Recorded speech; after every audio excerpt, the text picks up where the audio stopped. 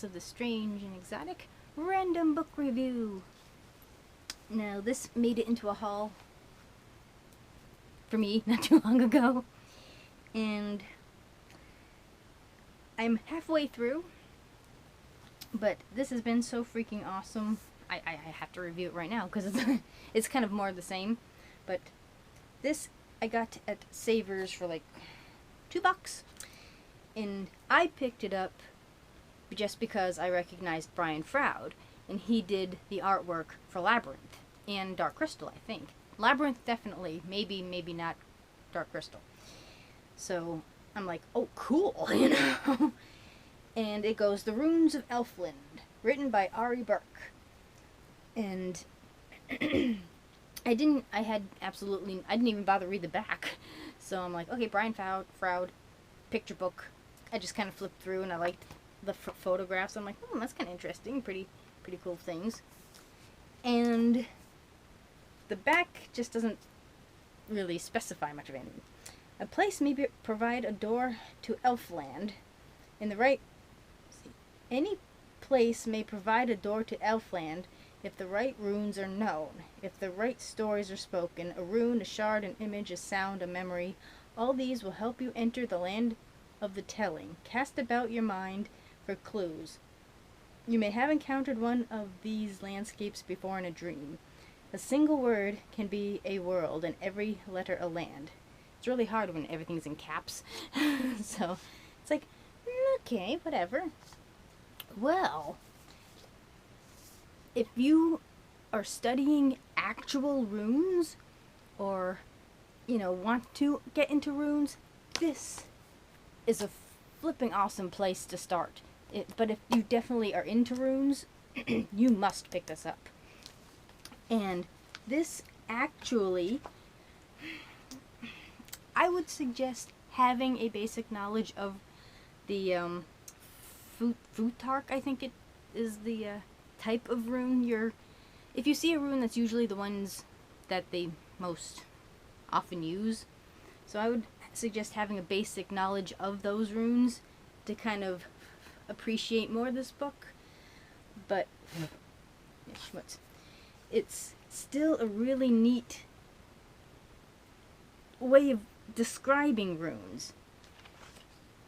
Now,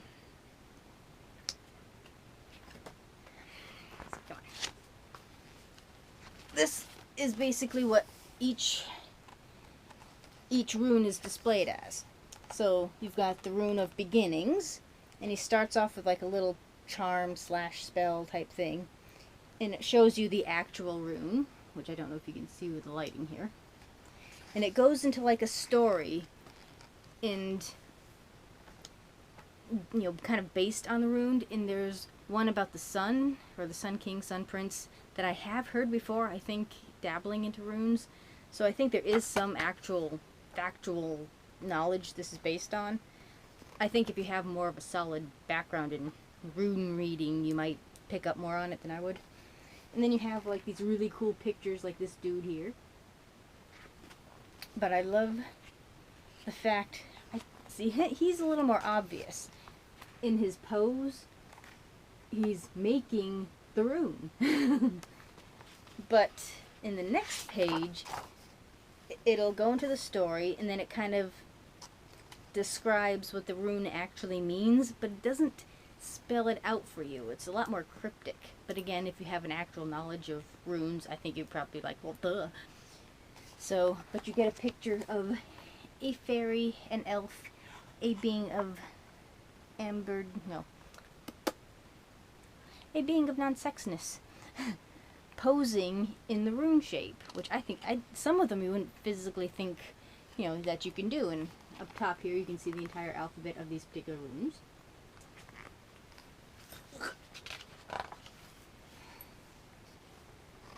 But at least in the main picture, you can kind of get a representation of the rune too. This one is the rune of skill, which is basically like merge an S in a lightning bolt. And of course, it's the picture of the guy in the back here, where you kind of got the S going here, and then you get the rune on the bottom. It'd be nice if they kind of told you what the actual name of the rune was. Rune of protection. I mean, it tells you what it does, but it doesn't... You know, like this one is R, which is the rune of journeys, which is basically the letter R. And he's just standing there with his leg up, but he's making the rune. So I just a really wild way of doing a book like that. It's just... But okay, he did. Going back to the artist here, Brian Froud is an award-winning illustrator, author, and fairy authority. Okay.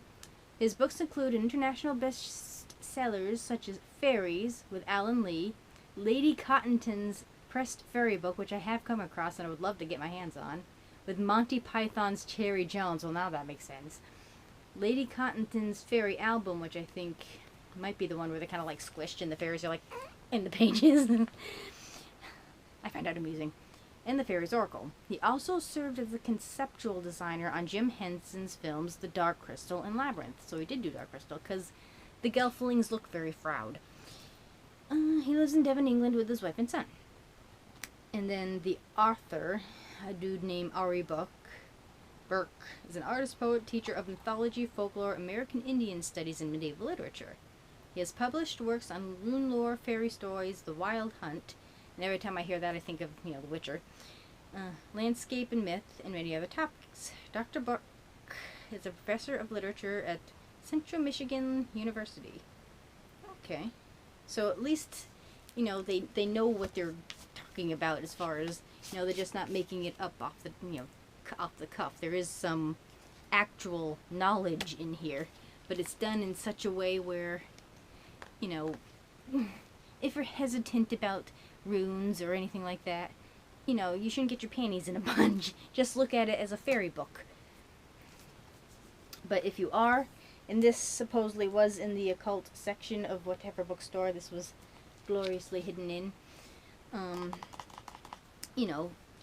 a good book on runes to at least learn the stories, and I've been loving it. And it's funny that, studying these type of things, these are just sort of like, here. If I had looked for something like this, I wouldn't have found it. And I'm like, oh, Brian Froud. And I'm like, this is a book of runes. This is cool. I don't pretend to know much about them, but I have made some runes, and I just eventually... see, I'm sort of the jack of all trades, master of none. I'll have like a vague knowledge of most stuff, but it's like I never stop quite studying them, but it just doesn't quite stick. But then I'm a Gemini, I bore easily. But I've been loving this book, and the artwork is just really cool, and it's done really well. I'm very impressed. I mean, this was quite the catch, and I don't know what this was originally. Originally published at US for $25. So this can't be too old a book. I'm sure you can find this easily on Amazon. I think it's only a couple of years old. Copyright 2003. So about 10 years old. So yeah, you should be able to easily find this on Amazon. Definitely a book that you want to have in your library if you're interested in, paganism, fairies, anything fantasy. A must-have. So even if you're just a fan of like Brian Froud and his artwork, I mean, you don't even have to read the letters. Neat book to have. I shall stop rambling and probably continue reading. So, thank you for watching. Do remember to comment, rate, share, and subscribe. There's always room for one more at the strange and exotic. Happy reading. Bye.